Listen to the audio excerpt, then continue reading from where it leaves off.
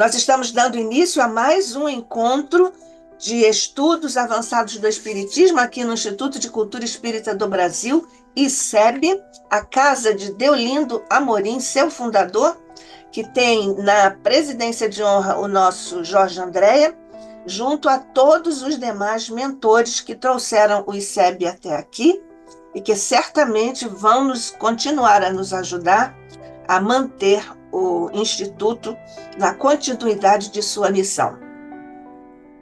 Por isso, Jesus, neste momento em que nossos pequeninos corações se agregam para dirigirem-se ao teu, nós te agradecemos, Jesus, pelas bênçãos com que tens aqui envolvido o nosso Instituto, todos os nossos mentores e a todos nós que estamos engajados nesse esforço de fazer novamente brilhar o Instituto de Cultura Espírita do Brasil com a tua luz, Jesus, no Evangelho, e com a codificação do Espiritismo pelo nosso querido Allan Kardec. É nesta hora, Jesus, que ao te agradecermos, ainda te renovamos os nossos pedidos de continuidade nessa proteção, nesse estímulo, particularmente neste exato momento em que nós estamos dando início ao estudo de nossa querida irmã, amiga, companheira Iole de Freitas. Que ela possa, mestre querido, trazer ainda uma vez, com sua sensibilidade e sua preparação para a tarefa, as ilustrações, os comentários, os conceitos e a fundamentação desta área tão importante para o enriquecimento de cada espírito na Terra. Fica conosco, Jesus, hoje e sempre, sob a graça de nosso Pai. Assim seja. Bem, nós estamos então dando continuidade aqui com Iole de Freitas, que é professora da Escola de Artes Visuais do Parque Lage, aqui na cidade do Rio de Janeiro, desde 1993. Já formou várias gerações de artistas. É artista plástica, atua no campo das instalações e obras escultóricas, iniciou a carreira, o seu trabalho, nos anos 70, quando residia em Milão. Sua primeira exposição foi lá, individual, foi em 1973, na Galeria Diagrama. Participou da Bienal de Paris, em 1975, da Bienal de São Paulo, de 1981 a 1998, da Documenta de Kassel, em 2007. Em 2023, foram realizadas duas grandes exposições retrospectivas de sua obra, no Instituto Moreira Salles, em São Paulo, e no Instituto de Tomi Otaki, também em São Paulo. É palestrante espírita, trabalhadora do Grupo Rita de Cássia de Estudos Espíritas, desde 1985, no Leblon, no Rio de Janeiro, onde participa da direção mediúnica da casa. É colaboradora do Centro Espírita Leon Denis desde 1987. Tem uma exposição Iole de Freitas, anos 70, a imagem como presença, em dezembro de 2023 até março de 2024, no Paço Imperial, na Rua 1º de Março, centro da cidade de Rio de Janeiro, além de várias instalações aqui no Rio, em São Paulo e em várias cidades, porque Iole é mesmo internacional, e agora também continua neste labor delicado para o enriquecimento e a instauração de valores delicados na Terra. Então, nós estamos hoje trazendo Iole de Freitas ao ICEB. Ela vem falar sobre a constituição da linguagem ética e estética na arte. Iole de Freitas, muito obrigada. Aqui, em nome do ICEB, somos todos ouvidos. Eu que agradeço, Nádia, essa oportunidade, que é uma alegria para mim estar com vocês, de verdade. Olha, Hoje Receba. nós então vamos pensar na relação ética e estética na construção de uma obra de arte, na constituição da poética daquela obra. E para isso, nós vamos tomar, em grande parte, os estudos trazidos por Leon Denis no livro Espiritismo na Arte. Eu trabalho com a edição do CELT. E nós estamos, então, tomando como referência, né, na parte terceira, nós vamos encontrar exatamente o que estamos buscando para o título, né, para o tema do estudo de hoje. Se chama Fusão do Bem com o Belo. Para percebermos que é extremamente importante nós compreendermos a ligação entre ética e estética. E não tem como pensar em ética sem pensar no bem que a gente pode fazer, no bem com o qual somos aquinhoados no mundo em que estamos, no bem que provém do plano espiritual, dos guias e trabalhadores espirituais, em nosso benefício.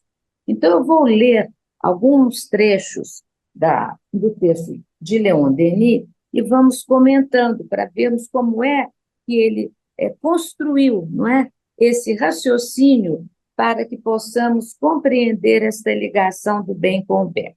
Na primeira parte, ele vai dizer o seguinte: em resumo, a lei eterna do universo, o objetivo sublime da criação é a fusão do bem com o belo. Já começa afirmando isso. Esses dois princípios são inseparáveis. Eles inspiram toda a obra divina e constituem a base essencial das harmonias do cosmos. Olha como é importante isso. Não só ele está afirmando que existe a fusão, importante, ter uma coisa fundida com a outra, não é uma coisa empilhada em cima da outra, né? Não é uma coisa que atravessa a outra e some. Então, existe a fusão desses dois tópicos que são fundamentais para bem viver. E aí vai trazer também isso que é muito importante, que a união destes dois temas, desses dois, como eu vou me expressar melhor, dessas duas qualidades do viver o bem com o belo, eles inspiram toda a obra divina. Olha como ele puxa. Ele, antes de falar que inspiram as obras, né, nossas, espíritos encarnados, ou dos espíritos desencarnados, ainda na nossa faixa, que também labutam nessa faixa da invenção nas artes plásticas, na música, como os outros que já estão muito acima, espíritos que conseguem comungar, né, com a visão do Criador, ele diz que toda a obra divina resulta da fusão do bem com o belo. E aí constitui a base essencial das harmonias do cosmos. Então, ele está trazendo duas questões aqui importantíssimas. Uma é que, se toda a obra divina, né, provém da fusão do bem e do belo, toda a natureza na qual nós somos integrantes. Então, nós guardamos dentro de nós, sabemos muito bem isso, está no Livro dos Espíritos, já comentamos aqui diversas vezes, no capítulo dos Três Reinos, quando adentramos o estado de humanidade, quando o princípio inteligente que somos, ele é individualizado, ele tem a consciência entre o que é o bem e o que é o mal, o que é o coerente com a lei de Deus e o que não é. Então, nós somos uma das expressões da criação divina.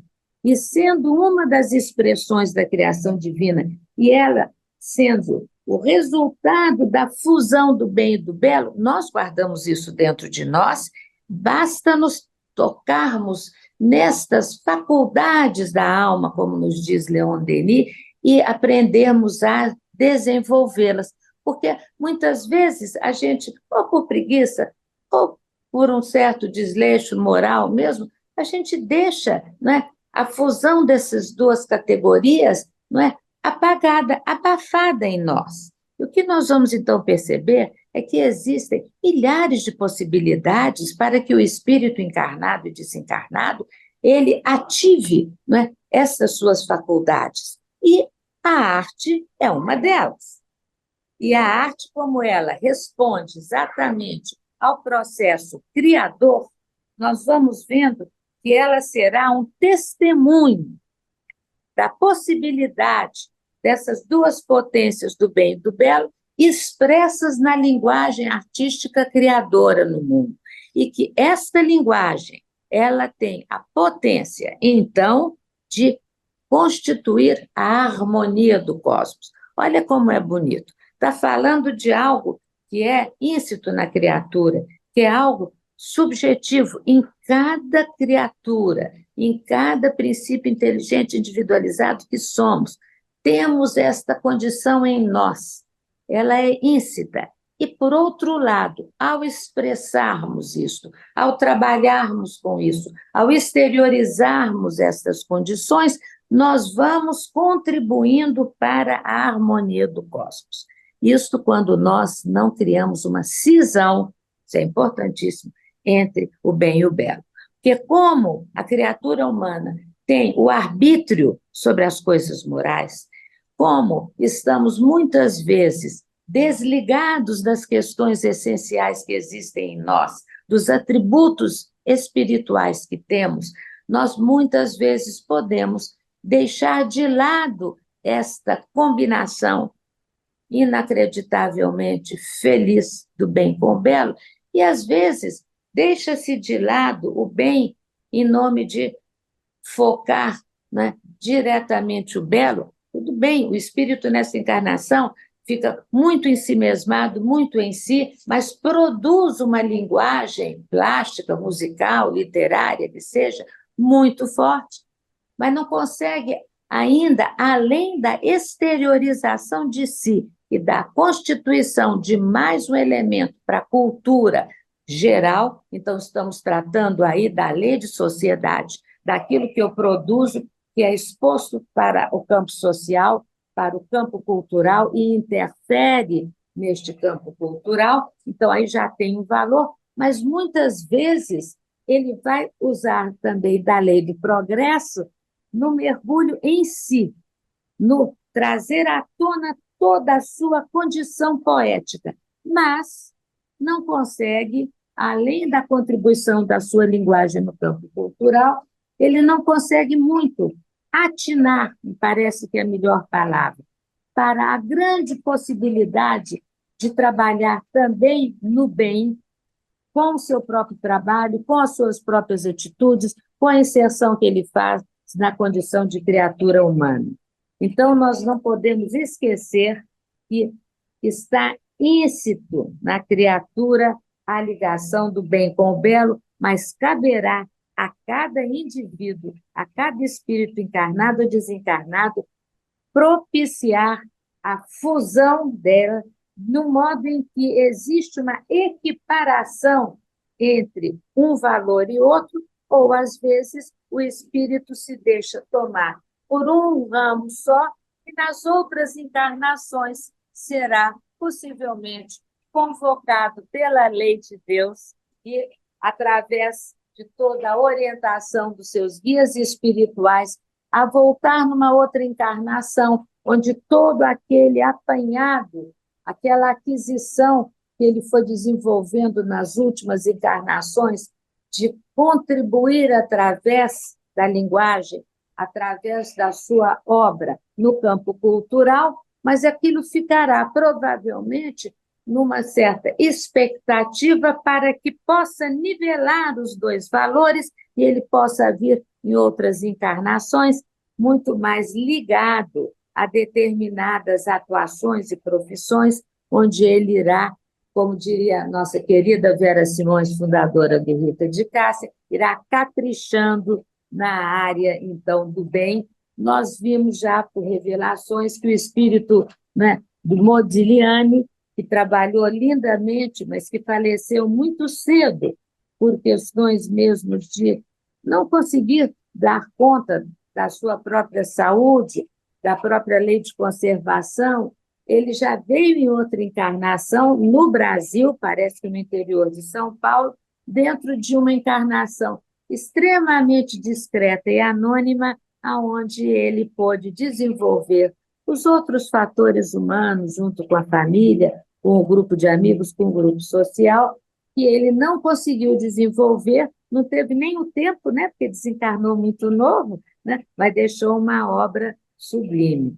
Então, nós vamos vendo, isso é importante, porque senão vão perguntar, e os artistas que são destemperados, que têm uma obra excelente, mas são destemperados? Estão destemperados, ninguém vai negar, mas em algum momento, como está dentro deles, de maneira constitutiva do ser, de sua essência, estes dois valores do bem e do belo, isto voltará a florescer e, pela lei do progresso, irá conseguindo equalizar estas duas condições do espírito. Vou ler mais um pedaço. O pensamento e a intenção divinos, sendo o bem, está afirmando que a intenção divina é o bem, a manifestação deles é o belo. Isso nos diz Leon Denis. É uma frase muito afirmativa, né? Porque ele diz que a manifestação do bem, no crivo do que a gente chama da intenção e do pensamento divino, é o belo.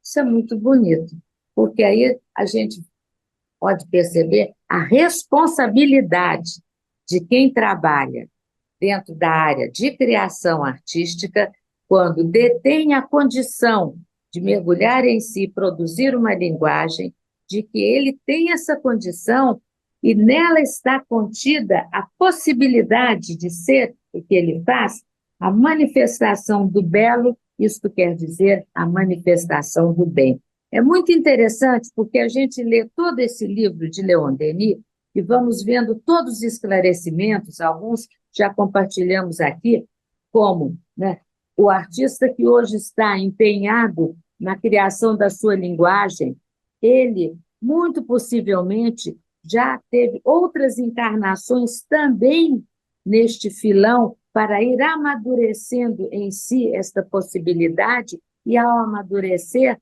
né, expandindo a sua condição de ter uma expressão da obra da criação, ele também, quando está na erraticidade, isso nós vimos que acho que é uma das grandes contribuições que esse livro de Leon Denis nos traz, que é elucidarmos como ocorrem, na média, não é?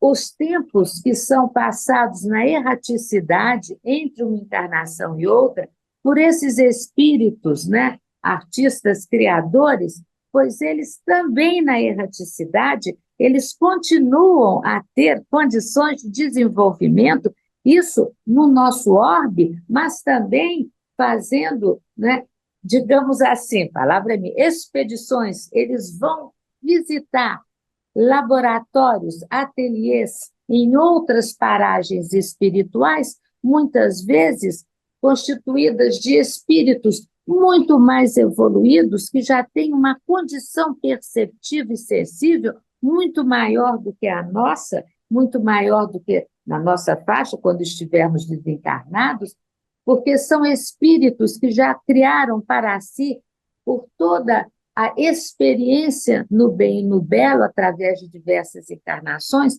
há condições de perceberem nuances do pensamento divino, nas colorações que parece, pelo que diz Leon Denis, incríveis, que nós não conseguimos nem imaginar, porque são atmosferas constituídas de outras realidades. Nós temos tudo nosso muito relacionado ao carbono, né? Mas nos elucidam os espíritos que imensidades, né, na atmosfera superior, elas são constituídas de outros elementos que vão nos dar a possibilidade de criar nos ateliês da erraticidade, né, obras com condições expressivas muito mais potentes do que aquelas que nós já dominamos aqui, e digo assim, nós, e nisso eu coloco prioritariamente os gênios, né? Como nós tivemos Rembrandt, como nós tivemos Matisse, como nós tivemos o Aleijadinho, né?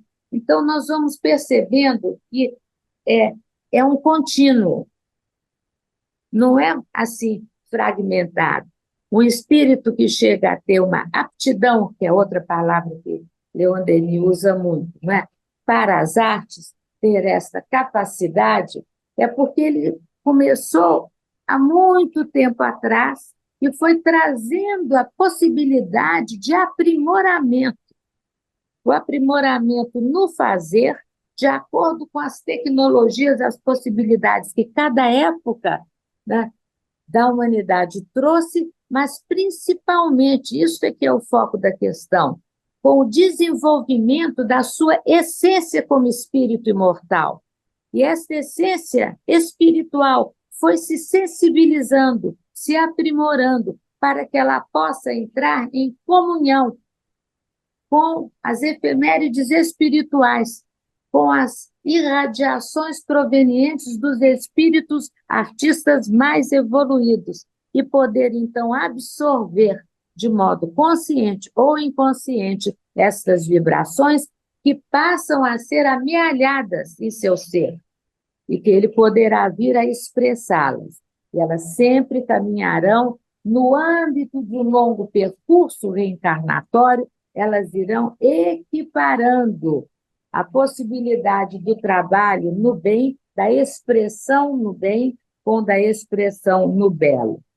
É importante para que a gente possa ter essa noção temporal, com essa possibilidade incrível que nos é dada pela lei de Deus, que é o processo reencarnatório, para percebermos que a gente poderá, então, realizar, né, a otimização dos valores espirituais no bem e do belo, né, caprichando no aprendizado e na exteriorização disso durante diversas encarnações e diversas etapas na erraticidade. Vou continuar aqui um pouquinho. Em sua ascensão, o ser deverá, mais e mais, compenetrar-se desse pensamento soberano, divino, dessa vontade soberana, e dedicar-se a realizá-los em si e à sua volta sob formas sempre mais perfeitas. Sua felicidade consistirá em assimilar essa lei e em cumpri-la. Essa frase é importantíssima, porque nós podemos desdobrar, por exemplo, né? Quando nós vamos estudar a lei de Deus e que nós vamos ver a importância da lei do progresso, que é o da ascensão espiritual, e que vai passar por um progresso material através de todas as eras, né, que atravessamos, nós vamos lidar com a lei, né, de sociedade, porque a obra de arte é uma linguagem, e linguagem é comunicação, é algo que é feita para chegar ao outro, não é para guardar só dentro de si. Então, isso está íncito. Se está fazendo uma obra de arte, tendo consciência disso ou não, estudando isso ou não, tendo este valor explicitado já em si ou não, mas ele o tem dentro de si, né? Ele compreenderá que o vínculo dele com os outros, com seus irmãos de humanidade, com os outros artistas, com as outras criaturas, isto é um movimento de chegar ao outro, isto é uma ponte para chegar ao outro, isto é linguagem, isto é o oposto do isolamento. É importante marcar isso, porque como muitas vezes tanto o artista, não é, quanto, por exemplo, o cientista, podem passar uma vida, o cientista no seu laboratório, aparentemente sendo um solitário rabugento, que não quer saber de nada nem de ninguém, que está ali. Ele está, naquela encarnação, desenvolvendo algo nas suas pesquisas, na sua invenção, que irá colaborar de maneira impressionante para toda a humanidade ao descobrir determinadas vacinas, medicamentos, determinados tratamentos, determinadas condições de reharmonização do corpo físico das criaturas. Então, para a gente não julgar, né? Que a gente adora julgar.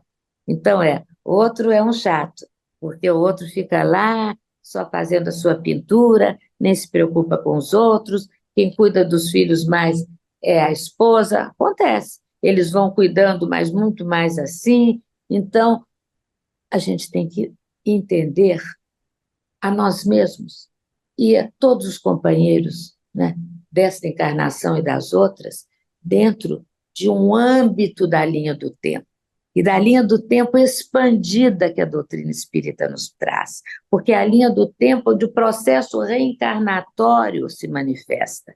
Então, nós vamos como fazer um alinhavo. Em determinadas encarnações, é mais reclusa a postura da criatura, porque ela está mergulhando nos processos de interiorização, de estudo, para fazer depois aflorar no movimento sublime de doação. Isso na parte, por exemplo, da ciência a gente vê, em colaborações que conseguem minimizar de maneira enorme, não é, as dores das criaturas.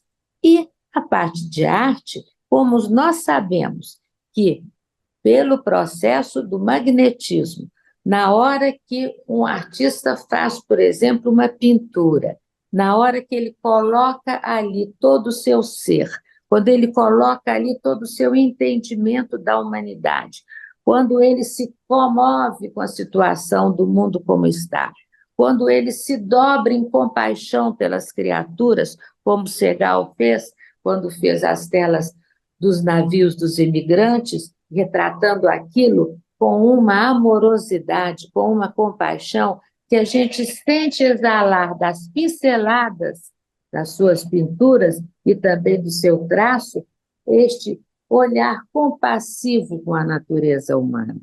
Então, sabemos que o artista que consegue colocar sua alma naquilo que faz, consegue colocar seu entendimento do mundo e das criaturas, se compadecendo das dores, mas também enaltecendo a possibilidade refrescante, a palavra que me vem, né? Revigorante, que é você olhar um trabalho, por exemplo, do Matisse, com as cores inacreditavelmente, né, intensas, fiéis, às vezes, à natureza, depois que busca, né, criar com suas obras uma exaltação da natureza, nós vemos que esta condição, que a poética do trabalho, essa questão, a técnica vai variando de acordo com a evolução cultural e social.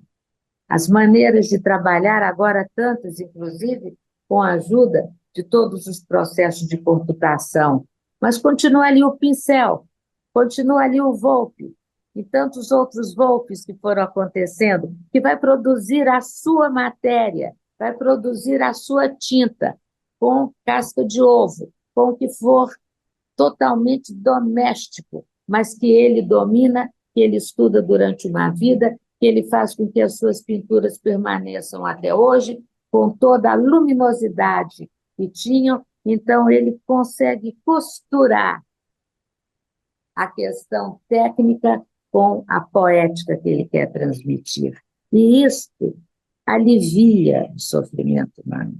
Isto inspira, dá esperança no porvir. Porque quando se vê um trabalho que exala essa confiança em Deus, mesmo que ele não faça de maneira literal, mas ele está falando de dentro do seu ser, e ele expande isso através da matéria, e isso toca o outro.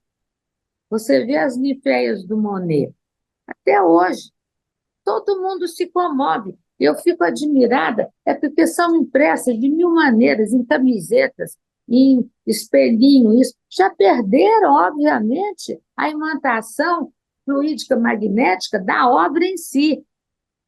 Mas o retrato, digamos assim, dela, de tão forte que é aquela poética, continua sendo desfrutado, né? Como a gente diz, a fruição da obra de arte, mesmo quando ela já está sendo mecanicamente reproduzida. Olha a potência de um trabalho.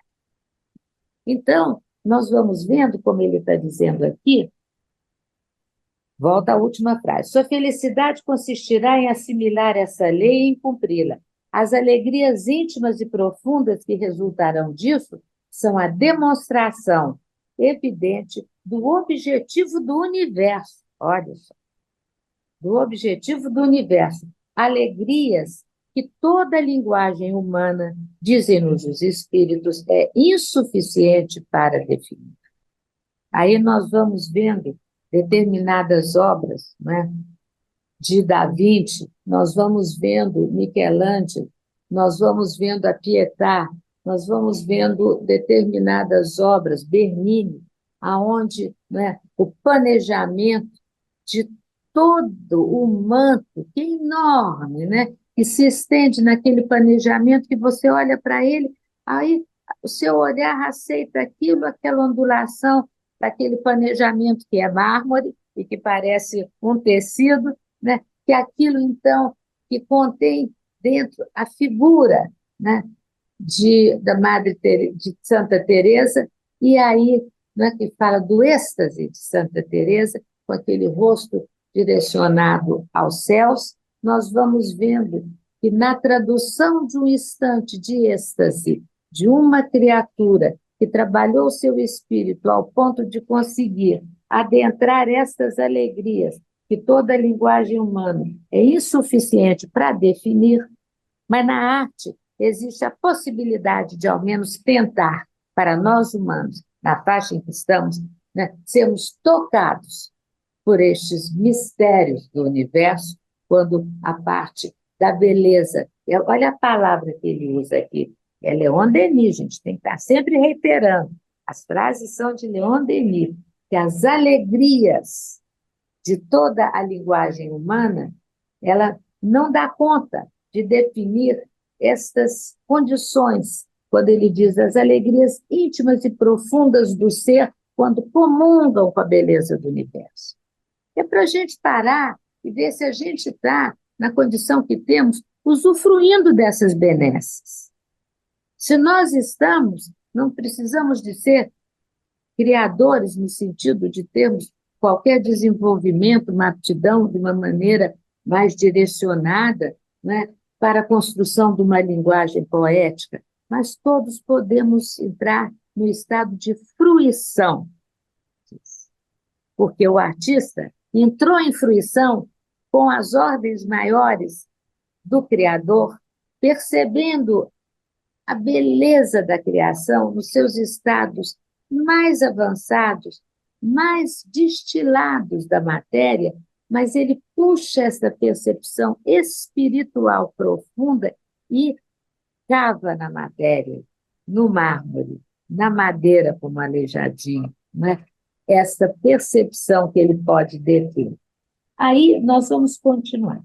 Essas leis, esse objetivo essencial, o Espiritismo não somente, desculpa, os ensina, ele ainda nos indica os meios de alcançá-los e de praticá-los. Olha a beleza. Então, não estava falando antes da lei, estava falando da lei de Deus. Então, no Livro dos Espíritos, que é esse primor de orientação, nós temos lá nos capítulos que falam das leis morais, né, a regra de ouro que Jesus nos trouxe, fazer o outro que queres que façam a ti, como parece que a gente não entendeu bem toda a explicação vivenciada pelo Cristo quando esteve entre nós, nós temos no Evangelho segundo o Espiritismo, né, essa capacidade dos espíritos amigos e do mestre Kardec de trazer esmiuçado. É como a gente faz com criança que não está entendendo uma coisa, que o professor já explicou 20 vezes, ele não entende. Aí tem que ter alguém que chegue e troque em miúdos aquilo. Vai explicar desde o princípiozinho para ver se aquela criança entende aquilo. E a gente tem essas explicações no Evangelho e temos no Livro dos Espíritos nas leis morais. E sem atendê-las, nós estaremos sempre desenvolvendo uma parte intelectual e a moral está ficando em desequilíbrio. Tem uma falta, né, de aptidão que pode ser desenvolvida pela obediência, pelo acatamento de tudo aquilo que é trazido. E isso passa na arte.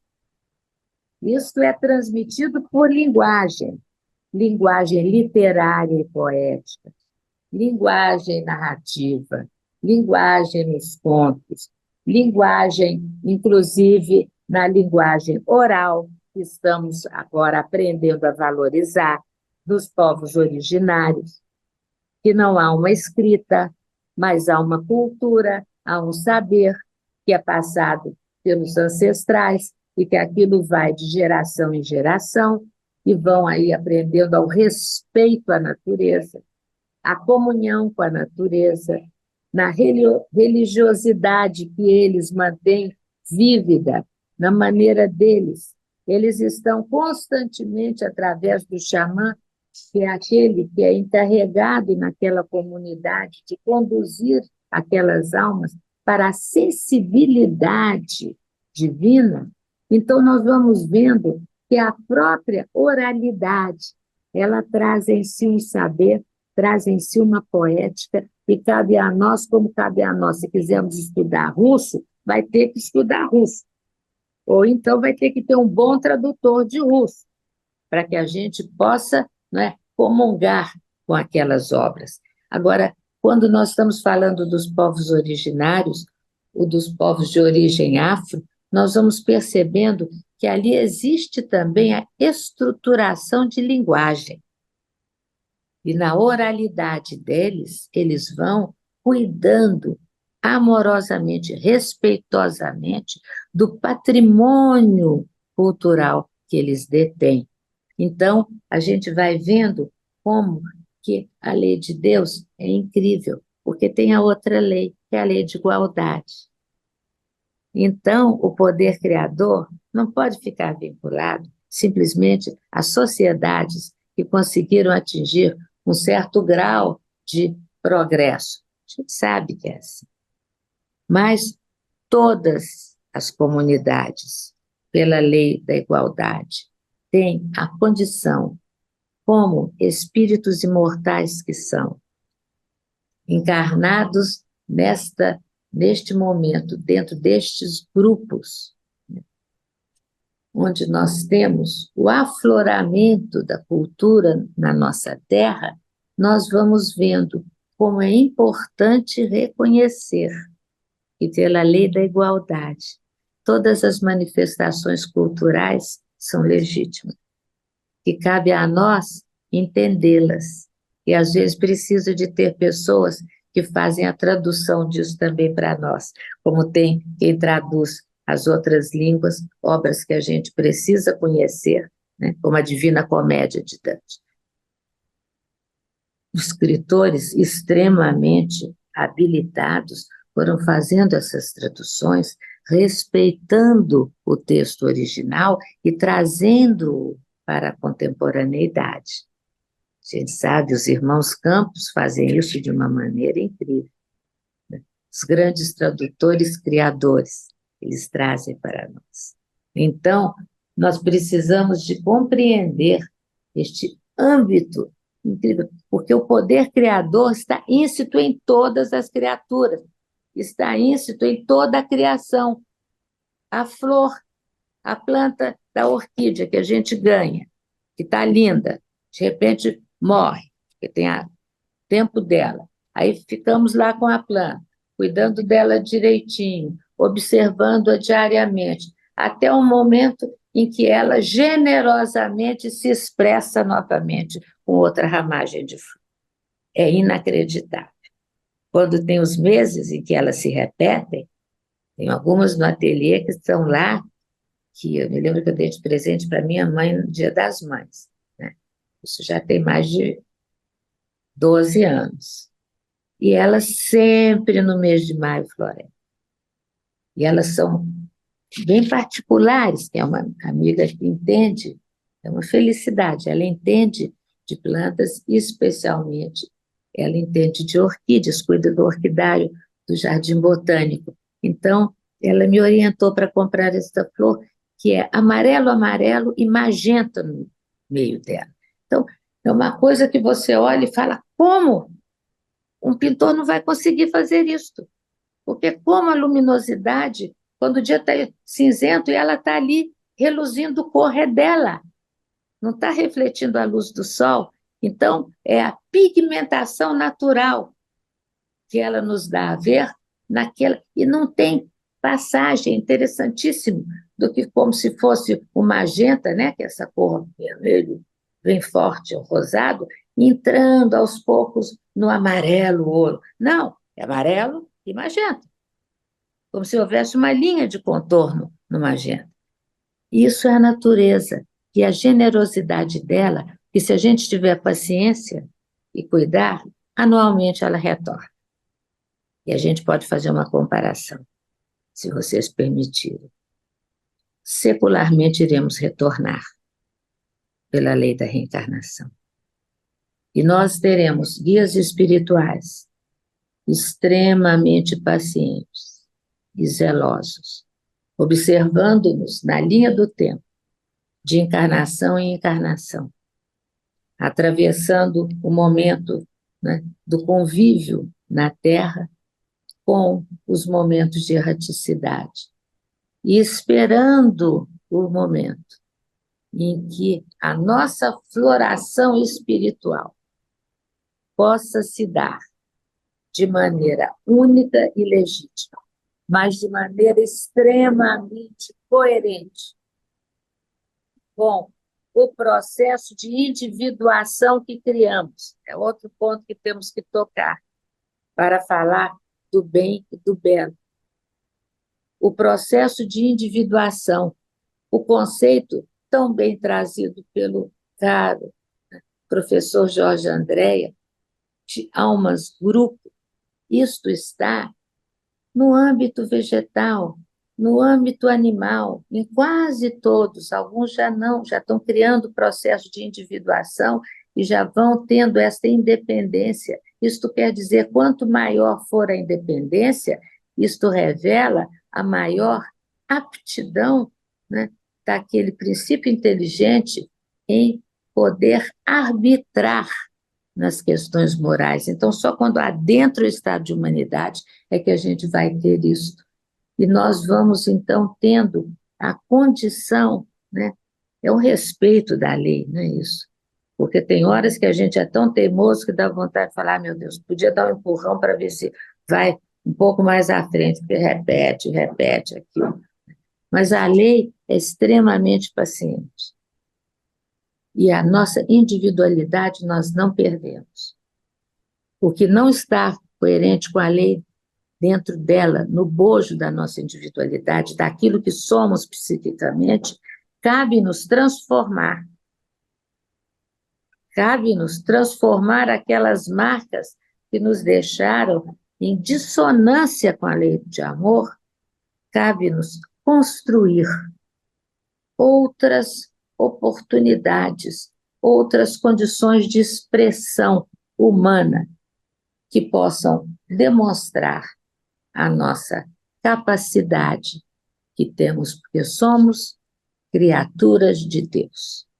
E a arte vai propiciar para muitos espíritos, que às vezes em tantas e tantas encarnações no passado, atravessando muitas vezes períodos difíceis e dolorosos, por exemplo, da Idade Média, depois a Inquisição, que felizmente em alguns países rendeu até século XIX, espíritos que foram por uma convicção profunda, mas enganada, por não aceitar a lei da igualdade entre todas as criaturas, foram criando um hábito em si extremamente danoso do julgar, do condenar.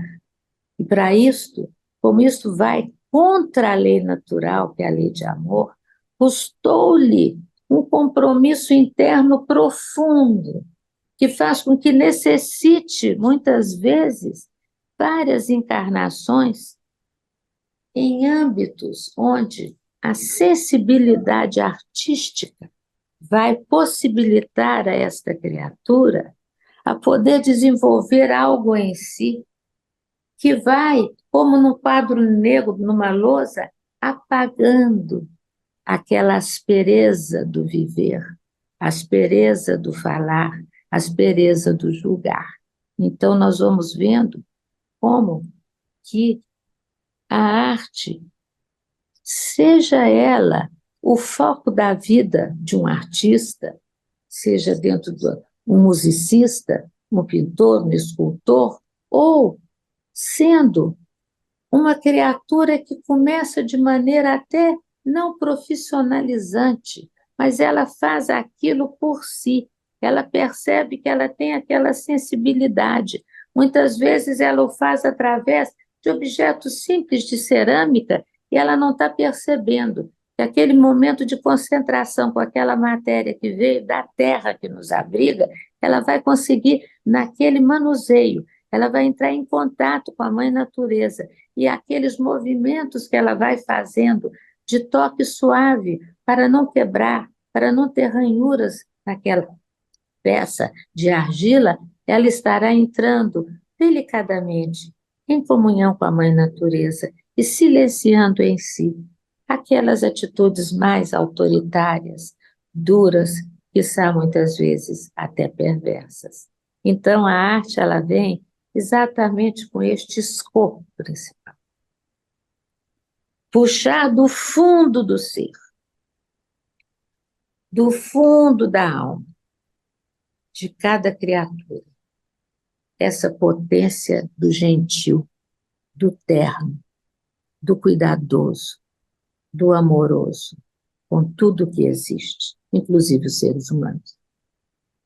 Mas isto, graça por toda a criação, graça por todo o universo, para nós invisível, mas para aqueles que têm uma sensibilidade mais desenvolvida, lhes é dada a possibilidade de, mesmo quando mergulhados na carne, na crosta terrestre como estamos, a alma consegue elevar-se, a alma consegue desligar-se momentaneamente das atribuições da matéria e poderá ir, caminhar, percorrer ambientes espirituais sublimados, onde a visão que lhes é dada da criação é tão sublime que ela é introjetada no ser em desdobramento, e quando ele volta à carne, depois do desdobramento que o faz sentir estas alegrias que aqui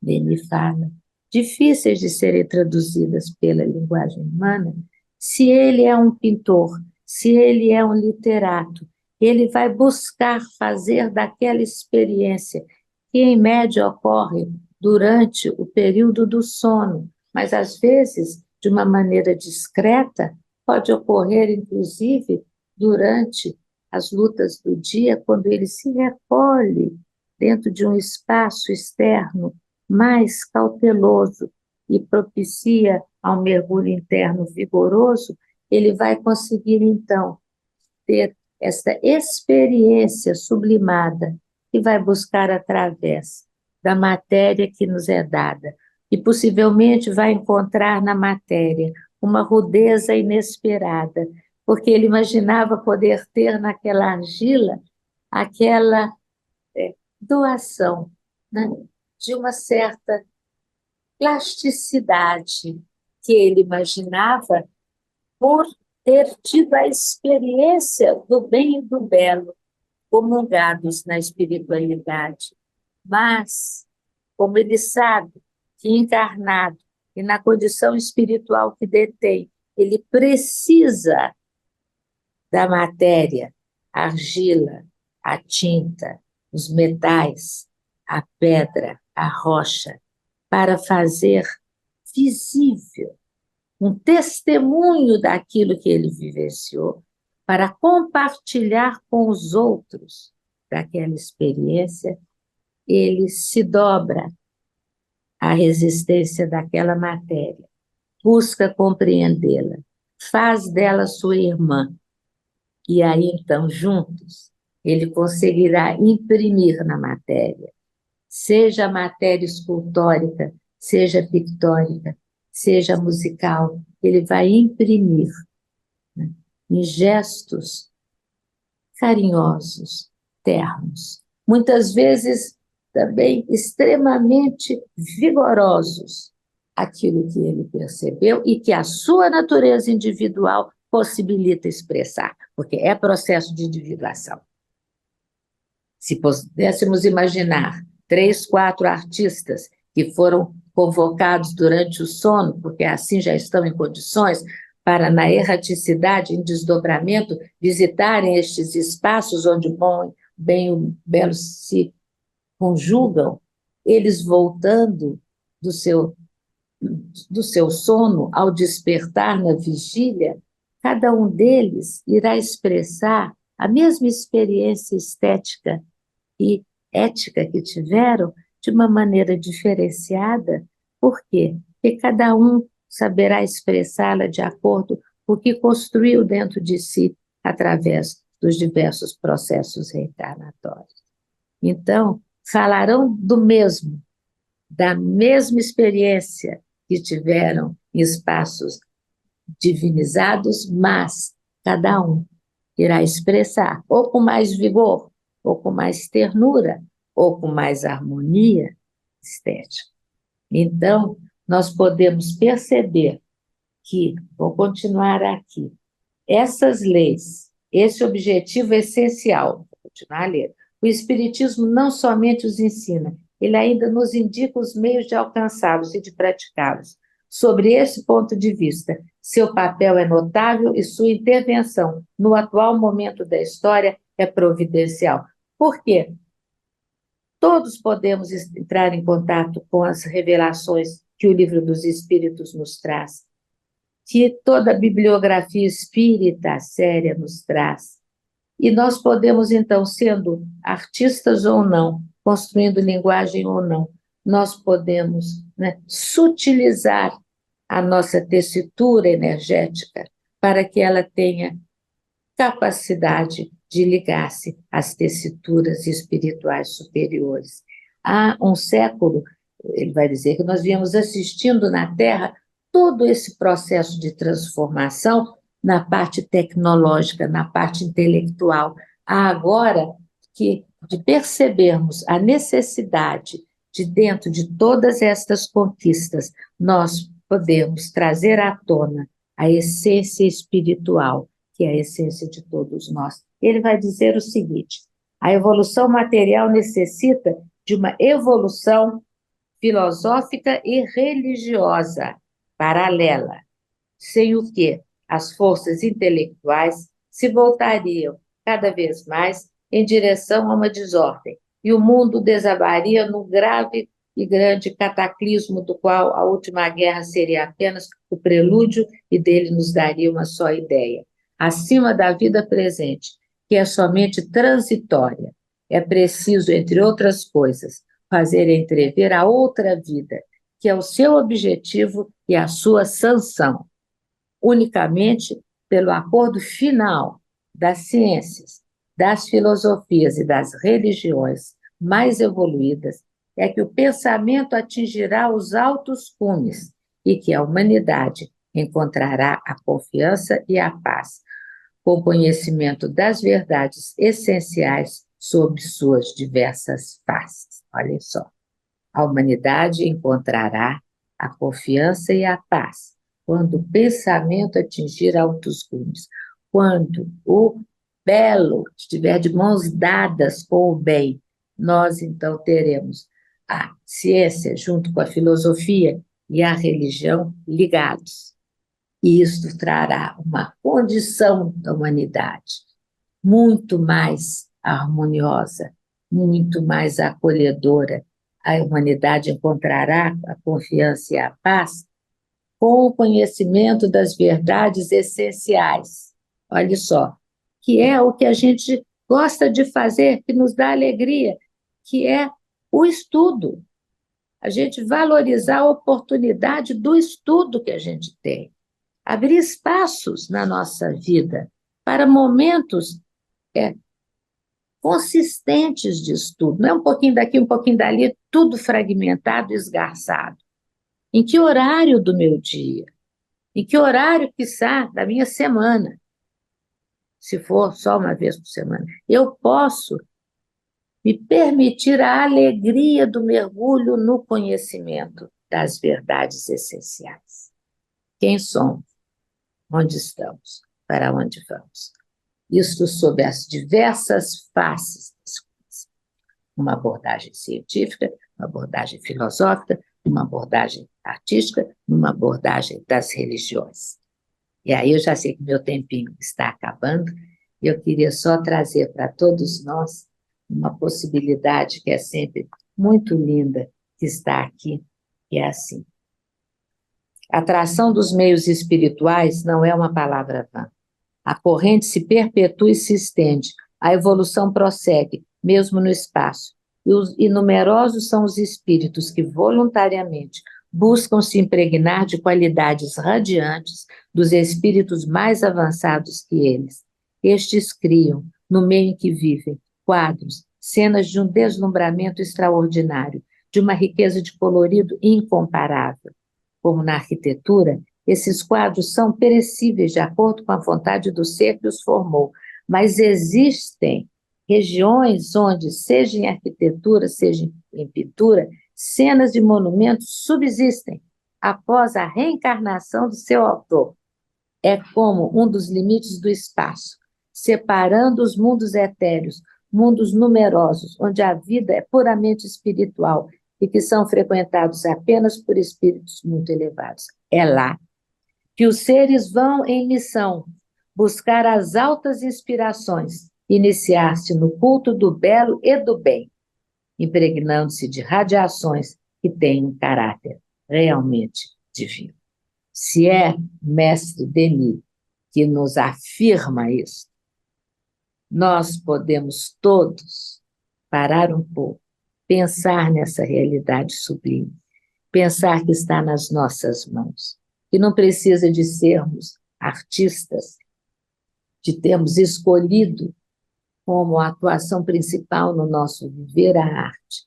Nós todos podemos fruir de todas as manifestações artísticas que existem na cultura do mundo e, quiçá, em desdobramento, por uma generosidade dos espíritos guias.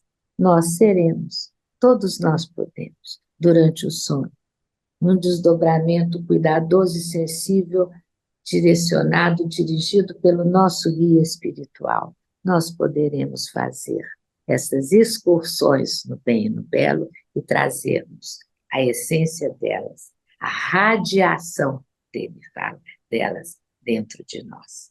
Que Jesus permita que cada um, na sua subjetividade, nas suas características de espírito imortal que atravessou tantas experiências reencarnatórias, que nós possamos ser agraciados pelas bênçãos do Senhor e estarmos sempre com uma imagem da ternura do Nazareno às margens do lago de Genezaré, para que esta imagem invada o nosso ser nos momentos das nossas alegrias humanas e, quiçá, espirituais, mas também nos nossos momentos de conflito interno e atribulações. Ele expandirá a sua doçura e a sua ternura pela natureza daquele lago, que ora também nos pertence, porque o trouxemos para dentro de nós. Que Ele nos abençoe e guarde. Graças a Deus. Que assim seja, graças a Deus, uma prece linda aqui, finalizando esta sua fala. O ICEB, mais uma vez, claro, agradece muito a sua participação. E olhe, lembrando que ela voltará. E olhe, nós temos ainda um tempinho. Com relação ao conceito de belo, certa vez eu estava lá em Barcelona, fui ver o Picasso, e aquela desconstrução, né, da forma, pelo menos na linguagem, na percepção clássica, né, aquilo impacta as pessoas dizem, não gosto disso, é esquisito.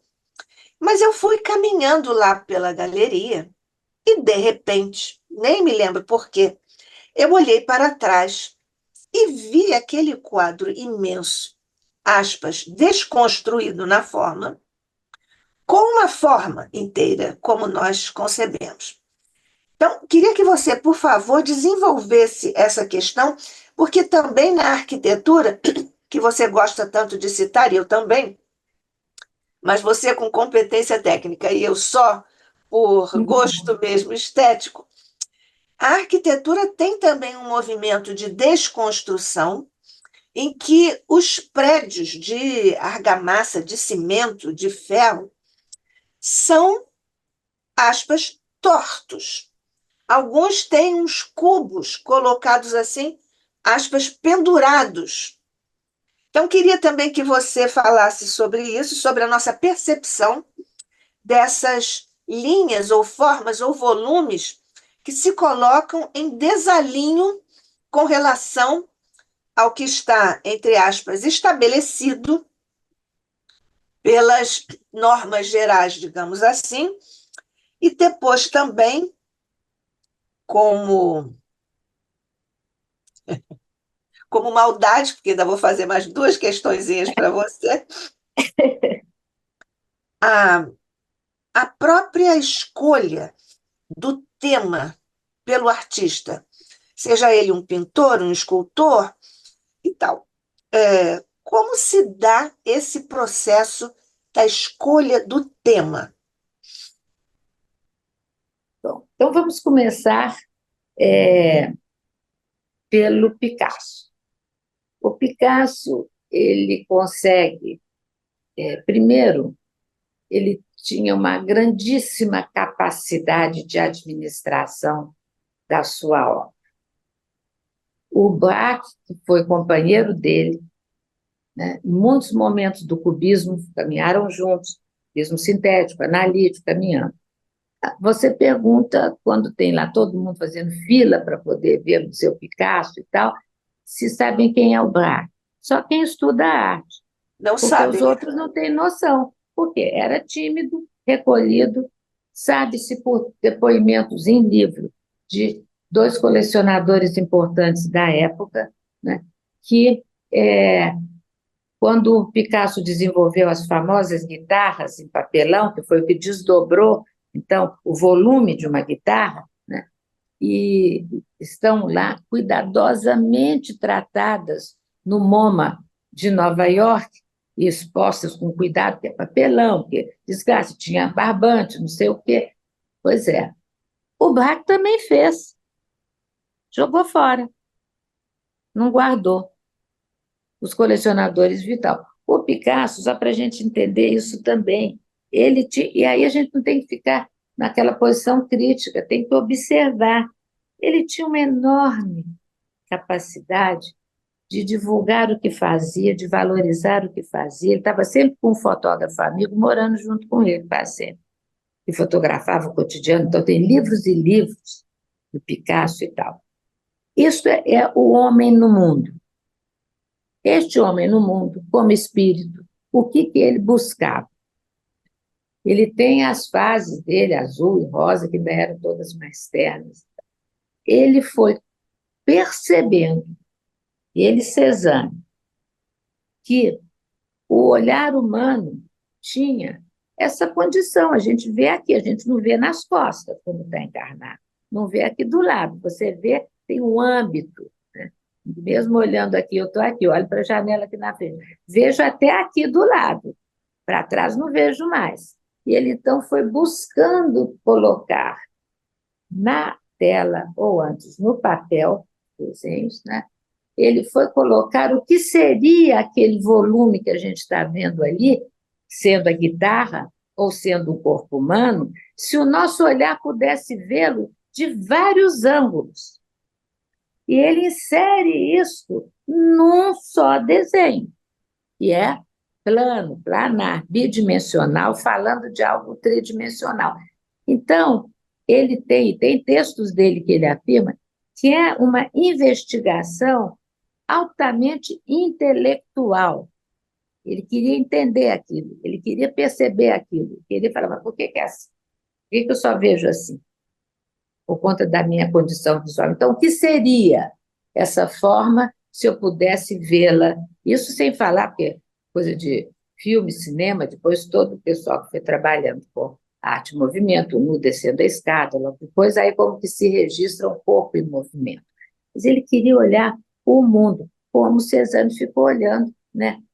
O Monte de Saint-Michel lá atrás, com tal luz do entardecer, do amanhecer, tal que muda, e foi fazendo tudo em facetas para mostrar. Eles estão questionando essa solidez do corpo humano, com a solidez da montanha, dizendo que aquilo é feito de pulsação. Não é isso? O princípio inteligente dorme no mineral, mas está lá. Então, a obra de Cézanne e a obra de Picasso, elas têm essa contribuição. E ele dizia, eu sei que as pessoas acham que é feio, ele usava a palavra feio, que é feio. O novo sempre é feio, porque as pessoas não estão acostumadas. Bate numa questão de gosto, que aí é uma coisa que a gente teria muito tempo para discutir, porque o gosto muda de acordo com as épocas, não é verdade? Rubens desenhava aquelas mulheres todas gordinhas. Imagina agora, se aquilo seria uma expressão de beleza com o pessoal gastando horas malhando nas academias para ficar com o corpo assim assado. Daqui a uns anos já não vai ter isso mais também. É tudo cíclico. Então, o que ocorre é que Picasso ele fez uma investigação intelectual sobre a visualidade da como que eu posso expressar algo que eu compreendo na tridimensionalidade dela e eu vou colocar isso numa bidimensionalidade. Como vou fazer? Aí ele fez as Demoiselles d'Avignon, um dos quadros mais reveladores, então, do cubismo, e ele deixou tapado no ateliê dele, porque nem os amigos artistas que iam lá ver, né, gostavam, criticavam, achavam horrível. E ele tinha certeza do que tinha feito, mas viu que não tinha eco, ele guardou as demoiselles muito tempo, até se dispor a mostrá-las. Então, nessa questão, a gente precisa de entender um ponto, que quando eu estava até lendo aqui Denis, falei, isso é um outro ponto para a gente tocar, é muito delicado, mesmo nos grandes estudiosos de arte. O que seria o belo? O que seria a beleza? Ela muda. O conceito, se a gente for tomar, inclusive, o corpo humano, masculino ou feminino, muda. Feminino, então, muda muito. É o olhar masculino sobre o corpo feminino. E aí, o que é o ideal de beleza? Pô, eu falo, você pega a Rubens, são todas gordinhas, rolicinhas, assim. Então, é uma questão que, muitas vezes, como... Aí, vamos lá. A arte é processo de inovação e invenção, e não de repetição. É de inovação. Conheço, fizeram isso, isso, isso e aquilo. Eu vou repetir o que os outros artistas fizeram? Não. Eu vou firmar ali, né, toda a minha possibilidade de entendimento e vou criar como se fosse assim, me apoio ali para levantar voo. Eu conheço aquilo que já foi feito, eu não vou repetir o que vai ser. Então, dentro da minha pequena que seja possibilidade, meu intuito é uma inovação. E como o Picasso, como eu falei, ele era um ótimo divulgador de si mesmo, então o que ele fez ficou muito conhecido, graças a Deus. Administrando a própria imagem como se faz agora, não é? Agora, mas ele é danado, porque eu fico penalizada que o Braque jogou fora as guitarras. Já que era um experimento que ele fez, aprendeu e tal. O Picasso, um pedacinho de papel desse no restaurante, já estava assinado, já tinha valor. E olha, Mas aí chega a nós. Você confirma, porque chegou ao meu conhecimento, já nem me lembro como, que uma vez um milionário norte-americano insistiu em mandar mensagens para o Picasso dizendo que o sonho dele era colocar um quadro na parede com a assinatura do Picasso. Então, depois de muito insistir, o Picasso pegou uma tela, assinou a tela e mandou para o milionário. É isso mesmo, né? Eu não sei se esse fato aconteceu, mas faz sentido que Está de tenha acordo com a surgido, porque personalidade. às vezes são, como se diz, deixa eu passar o avião, uma bela trovada, né? Esse- Aquilo fica. É muito possível que ele faça aquilo de brincadeira, porque ele fazia essas coisas, ele tinha uma. Ele não se atrapalhava com essas coisas mundanas da arte. Ele usava a força da obra, né? É Tinha uma essa coisa, irreverência, né? É uma certa irreverência. é uma total irreverência. O outro quer assinatura, e dá assinatura, pronto. Eu acho isso perfeito. É. Agora, outra coisa que você falou sobre a questão da arquitetura, como a gente estava pensando em Picasso e tal, essa coisa que você usou muitas vezes a palavra da desconstrução, né? Várias possibilidades de desconstrução das formas, né? E me veio o que, ao desconstruir, desconstrói, inclusive, as evidências da geometria, porque esses, eu me lembrei, você falando dos projetos de arquitetura, né, do século passado, e desse tem aqueles cubos que são organizados de maneira, três cubos, né, enormes, que são andares e andares de apartamentos, e com agora estão os jardins suspensos e tal. Mas ali tem uma geometria, eu estou chamando de cubo. E quando desconstrói totalmente também a geometria, porque o Picasso estava questionando, mas ele estava ali como o Boccioni. Você entende aquilo dentro de formas geometricamente conhecidas, mas mais estilizadas ou mais estiradas, né? Agora, o Gaudí, gênio, É o né? Gaudí. Gênio. Porque aí, isso que eu falo em arte, tem coisas surpreendentes, porque é o ser humano que está ali. A gente não domina. A capacidade do ser humano é imensa, a gente desenvolve pouquíssimo.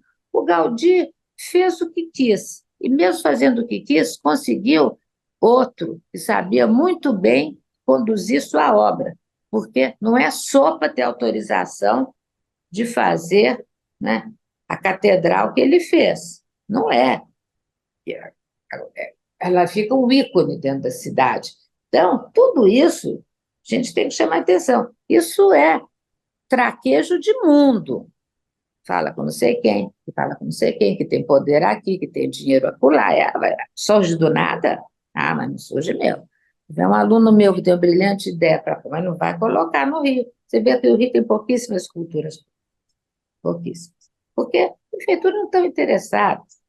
Então, ele Que é uma queria. pena.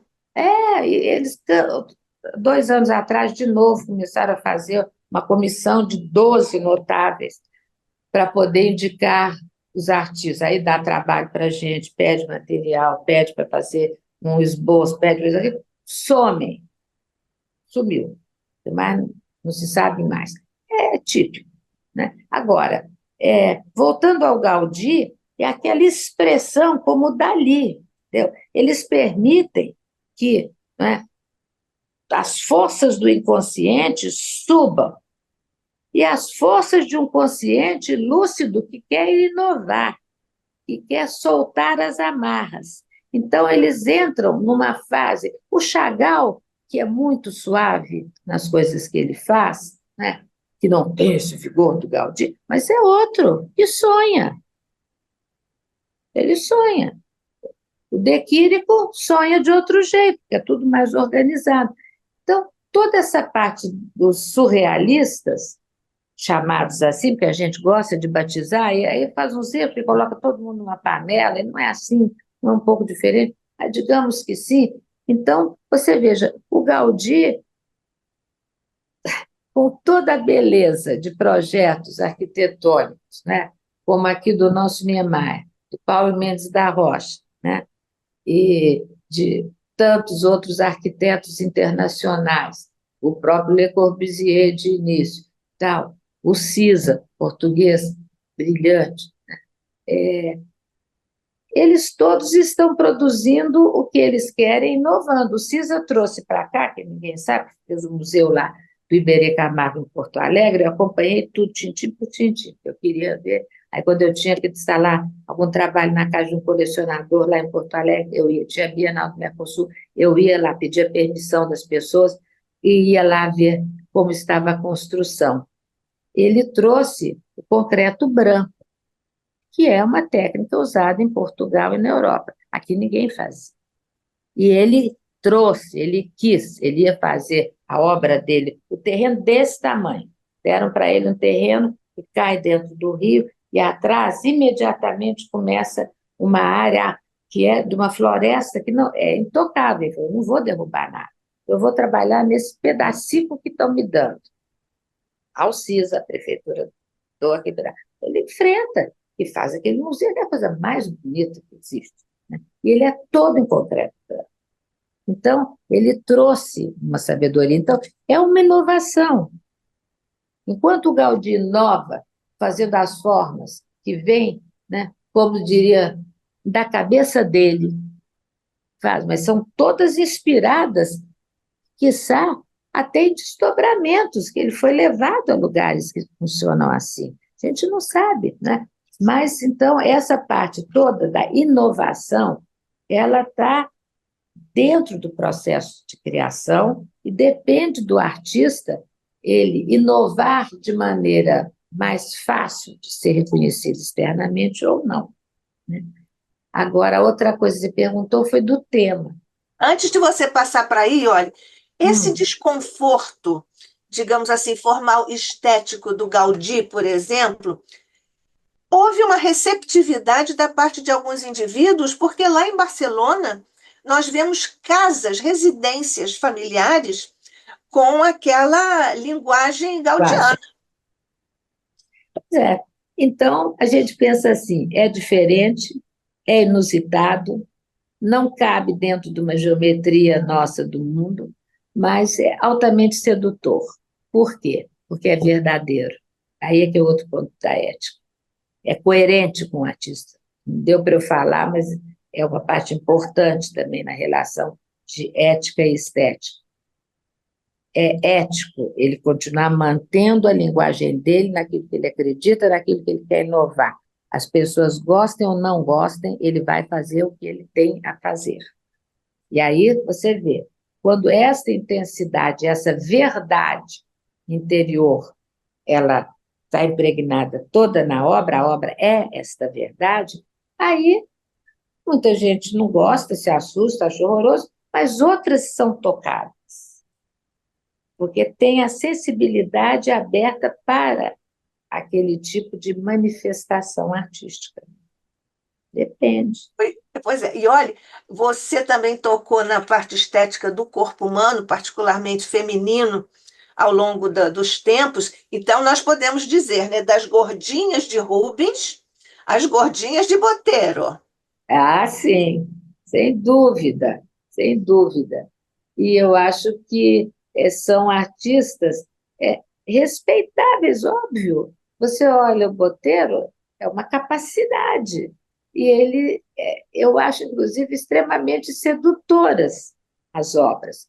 E ele quis marcar essa questão, que tem que tomar cuidado para não entender como estilo. O estilo, o artista já está repetindo a ele mesmo, né? Está perdendo tempo, está se autolouvando. Então, aí tudo bem, parou ali, parou ali. Tem artistas que não aguentam, às vezes, a dificuldade do processo de inovação criador é muito sofrido, às vezes, porque você não sabe o que é, você está criando algo que você não sabe o que é, enquanto você não vê. Você vê e, às vezes, não reconhece. O trabalho vai te indicando o caminho. Né? É um processo complicado. Ele não passa por uma lógica humana do cotidiano, não passa. Ele tem a lógica dele, que tem que ter uma lógica com o indivíduo. Então, tem artistas que, às vezes, não seguram o tranco. Depois de um certo tempo, começa a se repetir, que aí não tem mais o processo de criação. Ele repete, faz umas variantes. Né? Agora, não estou Você quer dizendo que o Botero faça isso, não, mas eu acho que tem uma condição que é do do espírito, às vezes, dele enfrentar estes momentos, não vou mais fazer, não aguento o sofrimento, e depois ele retoma e dá sequência à sua obra. Uhum. Né? Você disse que esse processo criador está íncito no psiquismo profundo da criatura humana. O artista traz isso através do seu meio de expressão, de canalização da sua individualidade profunda.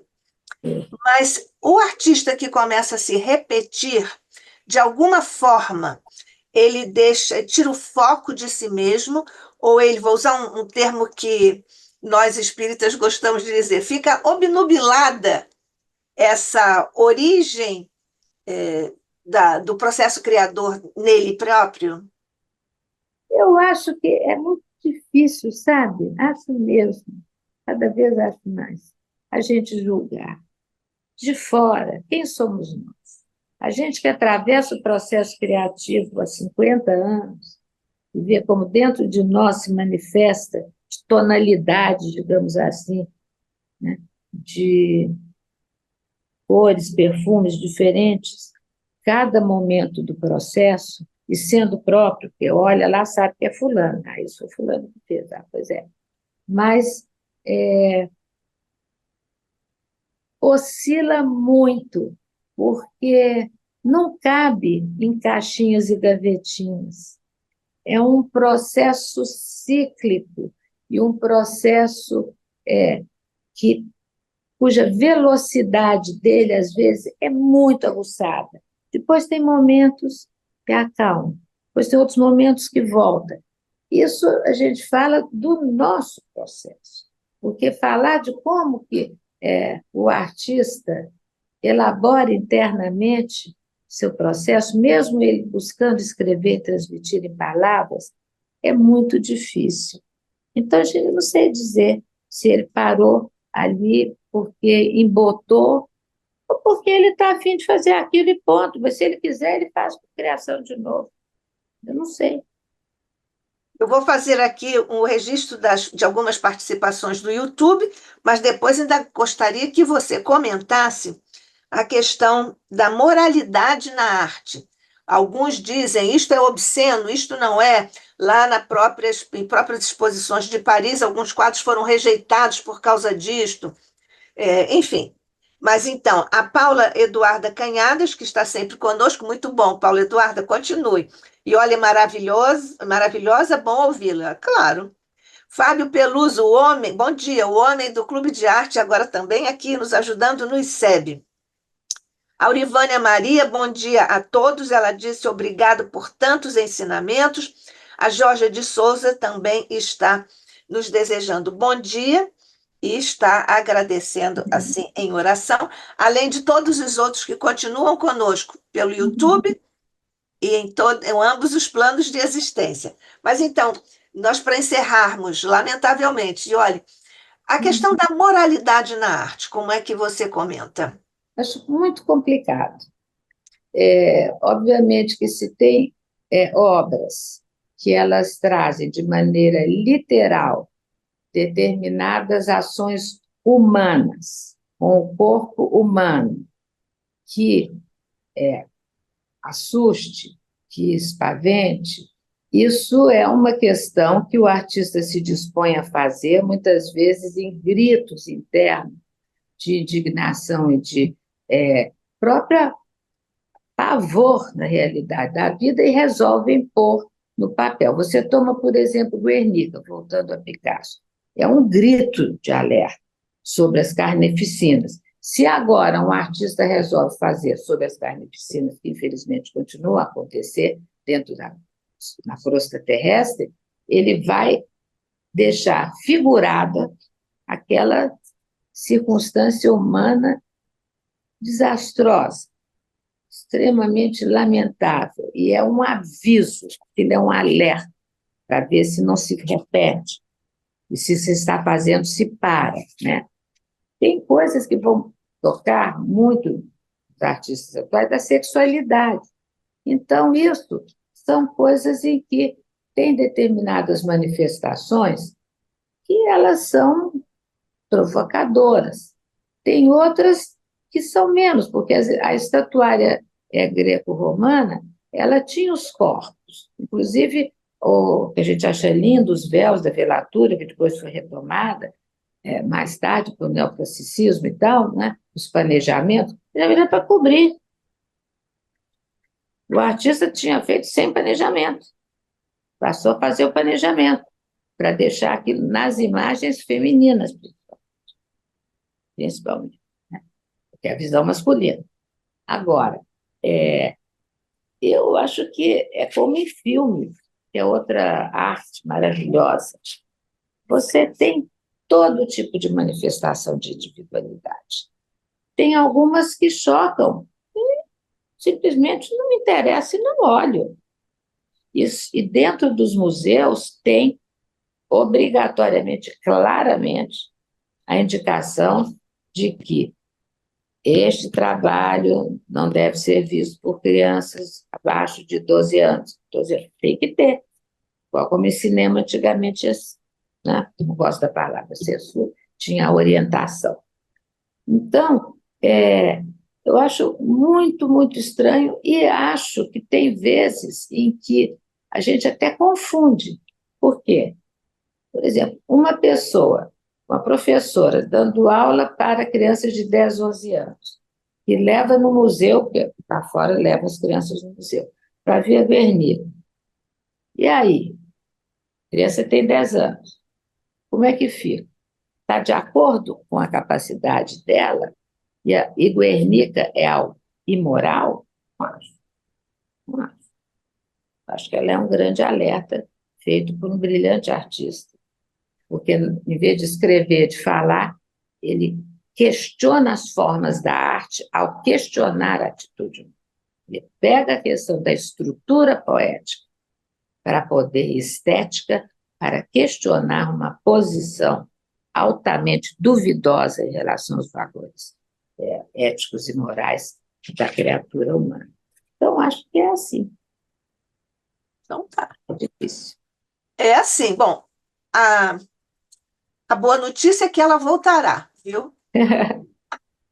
Mas nós agradecemos muito, e olhe Agradeço, querida. pessoalmente e também em nome do ICEB, mais uma participação linda da sua parte. Como você gosta de dizer, é muito bonito, é uma beleza, pois é. E nós gostamos muito que você traga essa beleza, o seu olhar capaz de detectar tanta beleza na sinuosidade das formas, das cores e todas as manifestações humanas através das potencialidades humanas na arte. Deus te abençoe, minha irmã. Deus te abençoe, minha amiga, minha companheira. E estamos agradecendo o Mestre nesta hora, as bênçãos que mais uma vez fizeste descer por sobre o ICEB, por sobre o nosso estudo delicado, por sobre a nossa querida amiga, irmã, companheira Iole de Freitas. Certamente, Jesus, tu continuarás a acompanhá-la, a semear belezas pelo nosso mundo, e certamente, Jesus, tu também continuarás a abençoar o ICEB em nosso esforço, ainda que singelo, na prática do bem e do belo em vários sentidos. Paz e luz, Mestre querido, por sobre todos nós, por sobre a humanidade, por sobre o planeta que tão amorosamente diriges, sob o olhar de nosso Pai. Graças a Deus.